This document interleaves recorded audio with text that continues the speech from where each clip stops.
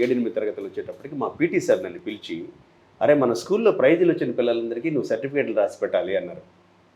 అదే టైంలో అనుకోకుండా మా ఇంట్లో ఏమవుతుందంటే, నా హ్యాండ్ రైటింగ్ బాగుంటుందని మా ఫాదర్ ఇంటికి వచ్చిన కార్డులన్నీ నా మొహాన పడేసి, అరే వీళ్ళు ప్రింట్ చేశారా, నువ్వు చేత్తో రాసేస్తావు కదా. అంటే ఇక్కడ ప్రతి పేరెంట్ గమనించవలసిన విషయం అండి. నిజంగా నా జీవితంలో జరిగిన సంఘటన కాబట్టి చెప్తున్నాను.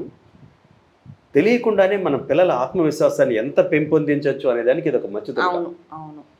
నాకు తెలియకుండానే ఓహో నేను చాలా బాగా రాస్తానేమో అనిపించేది. వాస్తవానికి నా దగ్గర అప్పుడు రాసినవి ఉన్నాయి ఇప్పటి వరకు. అసలు యాక్చువల్గా అవి అంత గొప్పగా ఉండేవి కాదు. అంటే మా ఫాదర్ నన్ను ఎంకరేజ్ చేయడానికి నాకు వెనకాతలు ఇచ్చిన బూస్ట్. వాళ్ళు ప్రింట్ చేశారా, నువ్వు చేతితో రాసేస్తావు కదా అని.